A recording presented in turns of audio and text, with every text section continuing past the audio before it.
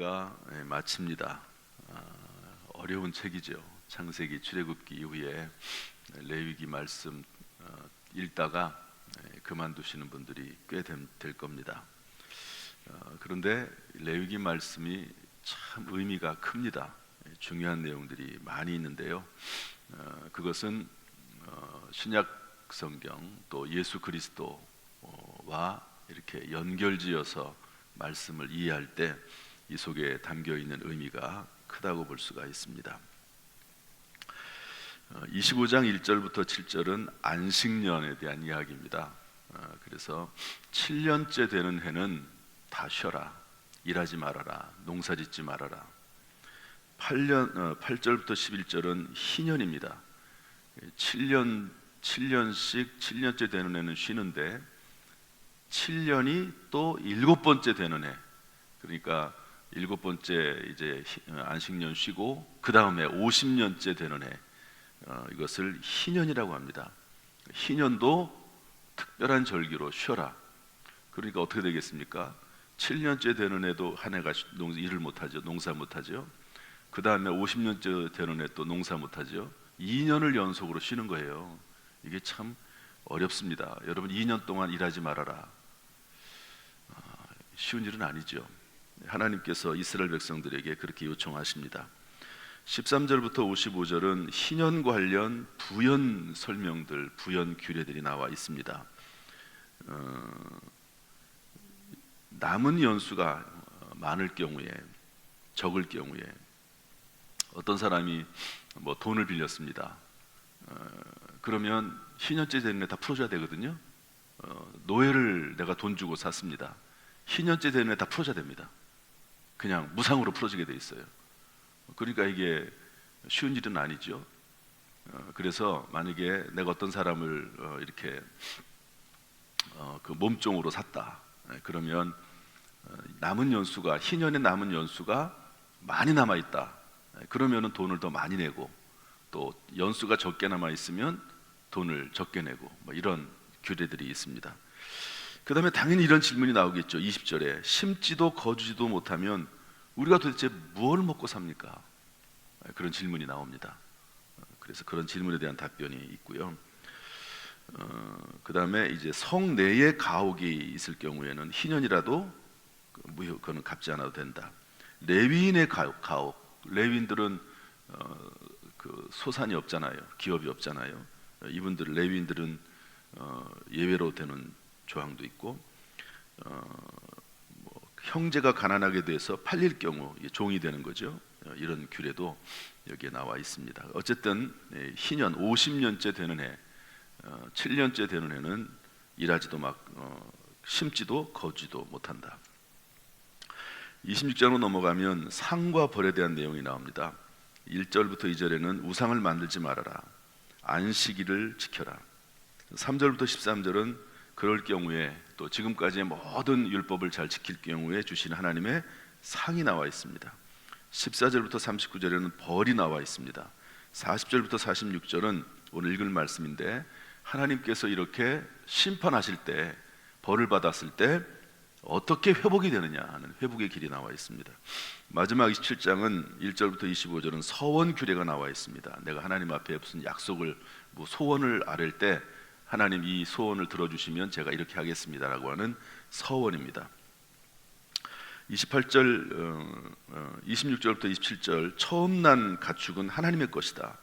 왜냐하면 유월절 그 사건 이후에 첫 번째 아들과 모든 첫 번째 난 것은 다 하나님의 것이라고 말씀하고 있습니다. 28절 29절은 하나님께 온전히 바친 것, 30절부터 33절은 10분의 1은 하나님의 것이다. 34절, 이 모든 것은 이스라엘 자손을 위한 것이다. 하나님을 위한 것이 아니고 너희들을 위해서 내가 너에게 주는 것이다 라고 하는 내용이 쭉 나와 있습니다. 이 내용 속에서 하나님이 어떤 분이신가 하는 것을 좀 찾아보려고 합니다. 우리 25장 20절 21절 말씀 읽겠습니다. 25장 20절 21절 다 같이 읽겠습니다. 20절 21절 시작. 만일 너희가 말하기를 우리가 만일 7째 해에 심지도 못하고 소출을 거두지도 못하면 우리가 무엇을 먹으리요 하겠으나 내가 명령하여 6째 해에 내 복을 너희에게 주어 그 소출이 3년 동안 쓰게 하리라. 아멘. 여러분, 이 사실을 우리가 만약에 구약시대에 태어났다고 칩시다. 이런 내용을 하나님께서 말씀하셨다고 모세를 통해서 백성들에게 선포가 됐습니다. 야, 너희들 7년째 되는 해는 일하지 말어. 심지도 말고 거두지도 말어. 그러면 이 말씀을 지키겠습니까? 1년 동안 아무것도 하지 말어. 땅이 쉬게 하라고. 이유는 거기 있습니다. 땅이 쉬게 하라고. 땅도 쉬어야 된다. 너희들도 일주일마다 안식이 되면 쉬고 그러듯이 땅도 쉬어야 된다. 그리고 70년이 된 해도 마찬가지고 50년이 되는 해 마찬가지고 쉬어라. 그럼 우리가 무엇을 먹습니까? 그랬더니 하나님께서 하시는 말씀이 6째 해에 내가 너희에게 복을 주어서 그것을 가지고 3년 동안 쓰게 하겠다. 왜 3년이죠? 특별히 이제 희년 같은 경우는 2년을 쉬잖아요. 그러니까 그 마지막 6년째 되는 해에 3배가 나와야 됩니다. 그 다음에도 쉬죠. 그 다음에도 쉬죠. 그 다음에도 쉬어야 되죠. 그리고 그 다음에 농사를 지어서 소출이 나올 때까지 또 기다려야 되잖아요. 3년입니다. 3년. 그래서 3년 동안 쓰게 하리라 이렇게 되어 있는 것이죠. 일단은 이 말씀을 우리가 하나님께서는 믿음으로 받으라는 거죠. 구약 성경에 그래서 이 말씀을 지키지 않습니다. 이스라엘 백성들이 잘 지키면 좋은데 잘 지키지 않아요. 왜냐하면 엄청난 믿음이 요구되기 때문에 그렇습니다. 하나님의 말씀을 또 지키지 않으니까 또 하나님은 거기에 따라서 또 거기에 맞게 또 대응을 하세요. 그래서 심판하시는 경우가 많이 있습니다. 어쨌든 이 말씀을 그대로 받으면 어떻게 우리가 하나님이 어떤 분이신지 알 수 있냐면 하나님은 말씀하신 것을 가능하도록 하시는 하나님이시다. 말씀을 하세요. 그러면 그 말씀한 대로 순종을 하면 하나님께서 하나님의 방법으로, 이거는 하나님의 방법이라고 밖에 할 수가 없습니다. 하나님께서 하나님의 방법으로 너희들 먹고 사는 건 내가 책임져 주겠다. 너희는 먼저 그의 나라와 그의 의를 구하라. 그리하면 이 모든 것을 너에게 더하시리라고 하나님께서 믿음을 요구하시는 그런 말씀이라고 볼 수가 있습니다. 여기에 관련해서 어떤 글에서 이런 내용을 써놨더라고요. 미국의 펜실베니아 주가 있습니다. 그 미국의 그 주를 상징하는 새는 갈매기입니다. 갈매기. 이 지역으로 이주해온 청교도들이 있었습니다. 옛날 이야기죠. 벼농사를 짓고 풍성하게 거두게 됐는데 갑자기 메뚜기 떼가 나타나서 다 먹어치우게 됐습니다. 그래서 여러분, 청교도들은 어떤 사람들이죠? 영국에서 신앙생활을 하다가 신앙생활에 핍박을 받아가지고 도망쳐 나온, 그 신앙생활의 핍박을 피해서 배 타고 떠나온 사람들이 청교도거든요. 그래서 발견한 게 미국 땅 아닙니까? 그 미국 땅에서 이제 정착을 하려고 하는데 농사를 지어서 이런 일이 생긴 겁니다. 그때 다 신앙인들입니다. 영국에 있었던 신앙인들. 그래서 그 신앙인들이 전부 모여서 하나님 앞에 기도를 했습니다. 간절히 기도했습니다.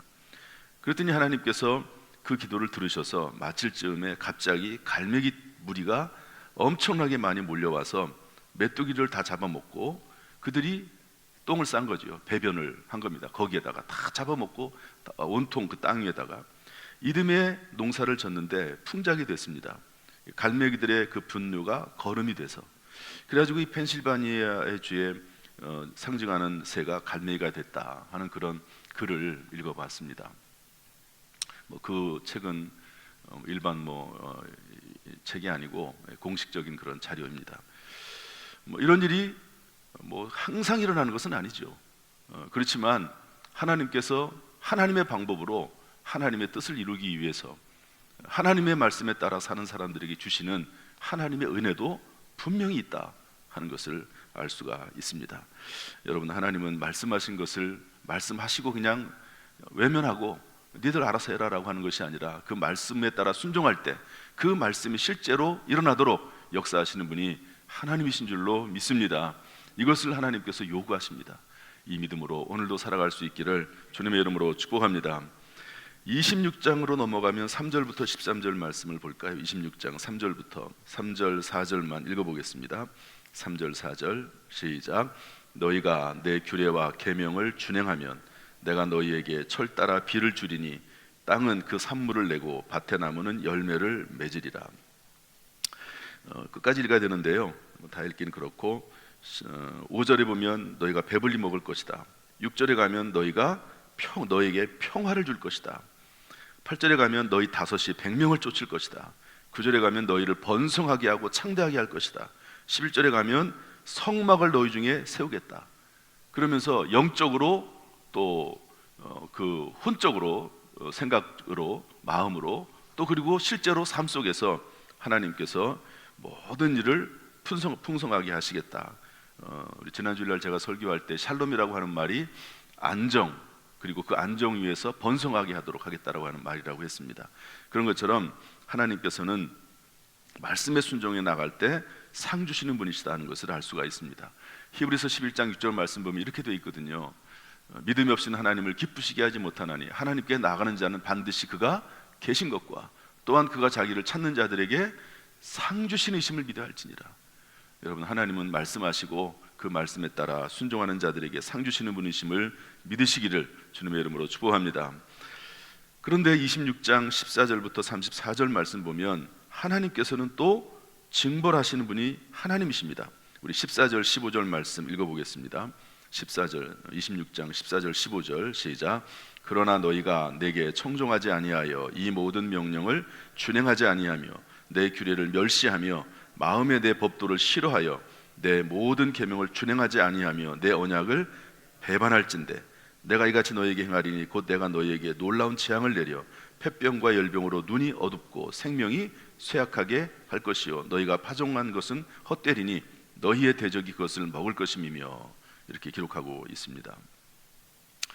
그러면서요 여기 18절, 21절, 24절, 28절 말씀 보면 어떤 말씀이 나오냐면 너희들을 내가 7배나 더 징벌하리라 이렇게 되어 있습니다. 이게 무슨 말씀이죠? 이방 사람들이 잘못하고 하나님의 백성이 아닌 사람들이 잘못할 경우에는 그 잘못에 대해서 마땅하게 하나님이 심판하실 것이다. 그런데 하나님의 백성이라고 하는 너희가 하나님 말씀을 따라 살지 않으면 7배나 내가 너에게 더 징벌하겠다 이렇게 말씀을 해주고 있습니다. 하나님은 심판하시는 하나님이시죠. 그러나 이 말씀 속에 들어있는 의미는 뭐냐면요 말씀대로 살기를 원하시는 하나님의 마음을 이야기하고 있는 겁니다. 미리 경고하는 거예요. 너희들 말씀대로 살아라. 그렇지 않으면 너희들은 하나님의 백성인데 내가 특별히 너희들을 불러내어서 내 백성으로 삼았는데 내 백성은 세상 사람들과 구별되도록 하기 위해서 내가 너희를 불렀는데 세상 사람들과 다른 삶을 살아야 되는데 그렇지 않으면 내가 너희를 7배나 더 징벌할 것이다. 이 말은 말씀대로 살기를 원하시는 하나님, 하나님의 자녀답게 구별되어 살기를 원하시는 하나님의 모습을 말씀하고 있는데요 특별히 우리 34절 말씀도 읽어보겠습니다. 26장 34절 말씀 다 같이 읽어보겠습니다. 시작. 너희가 원수의 땅에 살 동안에 너희의 본토가 황무할 것이므로 땅이 안식을 누릴 것이다. 그때의 땅이 안식을 누리리니 하나님의 말씀을 지키지 않아서 그 말씀대로 살지 않으면 하나님의 말씀이 이루어지지 않는 것 아닙니까? 희년을 통해서 안식년을 통해서 7년째 되는 날에는 이 땅이 쉬도록 하나님이 하셨는데 너희들이 지키지 않아요. 말씀에 순종하지 않습니다. 그러면 너희들도 하나님의 심판을 받을 것이지만 그것을 통해서 땅이 안식을 누릴 것이다. 여러분 외적이 침공을 해서 땅이 다 황폐가 돼버렸어요. 농사를 못 짓죠. 도망다니느라고 숨느라고. 그러면 그 기간에 땅이 쉬게 된다. 너희가 원수의 땅에 살 동안에 너희의 본토가 황무할 것이므로 땅이 안식을 누릴 것이라. 하나님께서는요 철저히 하나님의 말씀을 이루시는데 강제로라도 말씀이 성취되게 하시는 분이 하나님이시다 하는 것을 알 수가 있습니다. 베드로전서 4장 17절 말씀 보면 하나님께서 하나님의 심판을 하시는데 우리에게 먼저 한다라는 말씀이 있습니다. 히브리서 12장 8절 보면 징계가 없는 것이 아니다. 징계가 없으면 너희에게 징계가 없으면 사생자요 친아들이 아니다. 고린도전서 5장 5절은 육신은 멸하고 영은 주예수의 날에 구원을 받게 함이라. 믿는 사람이라고 하면서 교회 내에서 죄를 범했습니다. 그러면 그 죄에 대한 죄를 지적을 했음에도 불구하고 받아들이지 않습니다. 그러면 그 사람을 교회에서 내쫓으라고 하는 거죠. 그러면 그 사람이 사탄에게 내어주는 셈이 되는 것인데 그러면 그 사람은 이 세상에서 하나님의 징벌을 받을 것이다. 그러나 마지막 날에 그 징계를 통해서 하나님께서 그 영이라도 구원하실 것이다 라고 하는 그런 말씀입니다. 하나님은 우리 믿는 사람들이 멸망당하기를 원치 않습니다. 그래서 징계라고 하는 방법을 사용하시는데 그 이유는 아들이기 때문에 그렇다, 사생자가 아니기 때문에 그렇다라고 말씀을 하고 있습니다. 가장 중요한 것은 죄를 짓지 않는 겁니다. 그리고 거기에 조금 우리 입장에 설명을 하면 한계를 넘지 않는 겁니다. 항상 문제가 되는 것은 한계를 넘는 거예요. 믿음의 사람들도 때때로 실수하고 허물이 있을 때가 있습니다. 그런데 하나님께서 그냥 내버려 두세요. 그런 경우도 많이 나옵니다. 그러나 한계를 넘으면 그때는 문제가 돼요. 한계를 넘으면 우리가 죄를 짓다가도 아니면은 죄를 짓기 전에 이러면 내가 한계를 넘는 것이지, 그러면 중단해야 됩니다. 브레이크를 밟아야 돼요. 하나님은 상주신 하나님이시고 또 심판하시지만 결국에는 말씀대로 살기를 원하시는 하나님이신 줄로 믿습니다. 오늘도 이 새벽에 나와서 말씀 듣고 말씀에 따라 살아나갈 수 있도록 하나님이 늘 세임 주시기를 주님의 이름으로 축복합니다.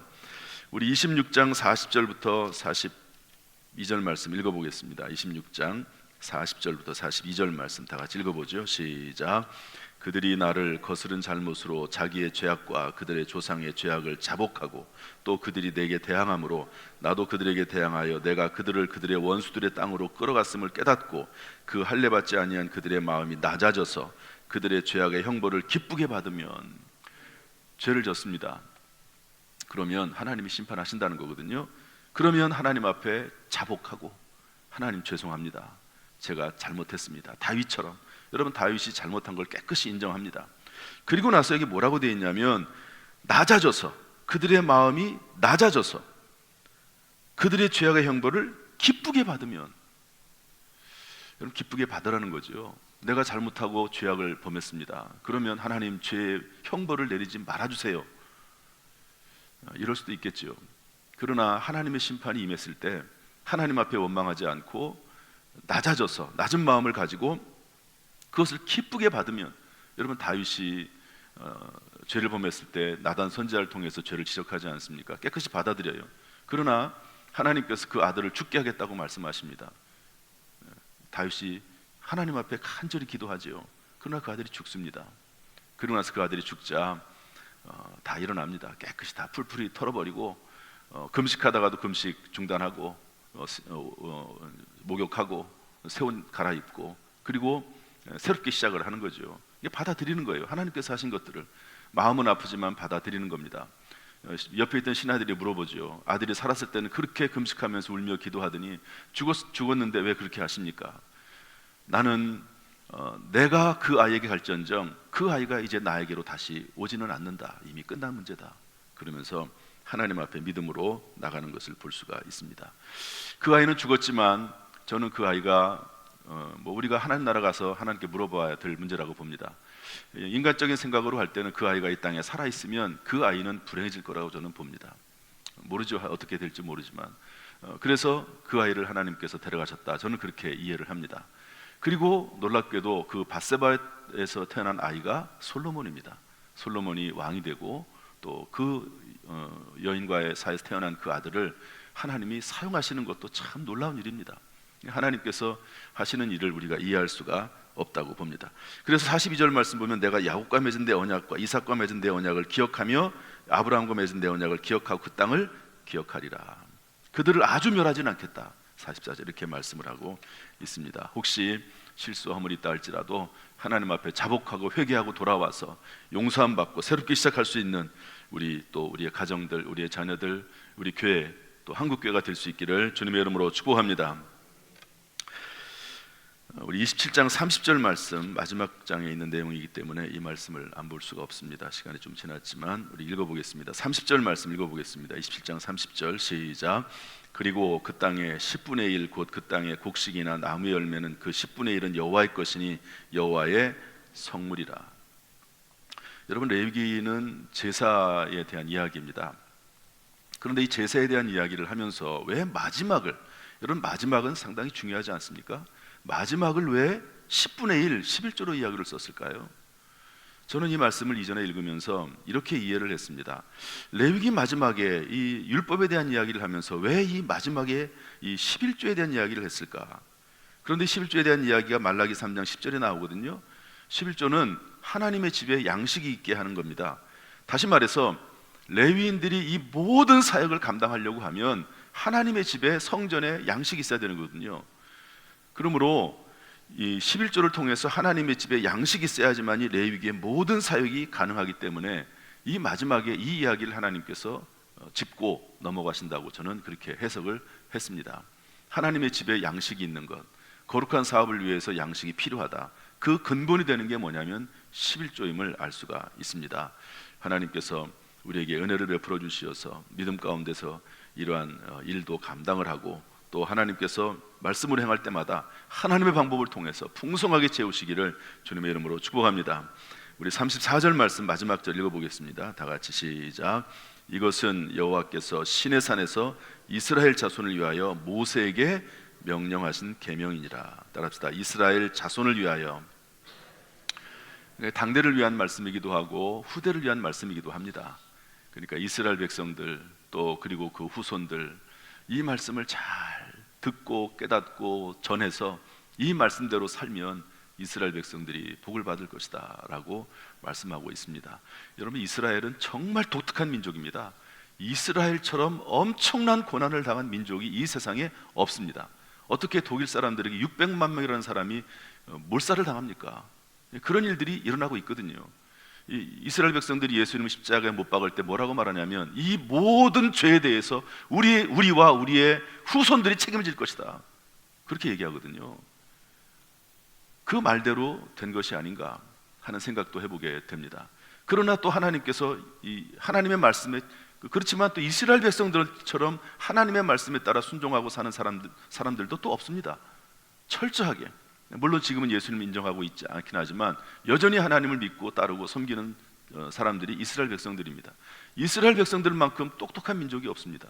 심지어 미국을 실제적으로 움직이는 사람들이 이스라엘 민족, 유대인이라고 그렇게 얘기하지 않습니까? 여러분, 하나님의 말씀대로 아주 완전한 이스라엘 백성들을 보면 정말 이 성경 말씀의 대로 그대로 나타납니다. 하나님의 말씀대로 살 때 주시는 하나님의 놀라운 축복, 그러나 그러지 않을 때 주시는 하나님의 심판이 세상 사람보다 훨씬 더 심하게 나타나는 그런 경우도 있는 것을 보게 됩니다. 하나님께서 우리에게 은혜 베풀어 주시어서 새 영과 새 마음을 주시고 새 살을 도단하게 하셔서 말씀대로 살 수 있도록 도우시기를 주님의 이름으로 축복합니다. 하나님께서 우리에게 은혜 베풀어 주시고 평강 주시고 지켜주시기를 주님의 이름으로 축원합니다. 축원합니다. 기도하겠습니다. 하나님 아버지, 은혜와 사랑을 감사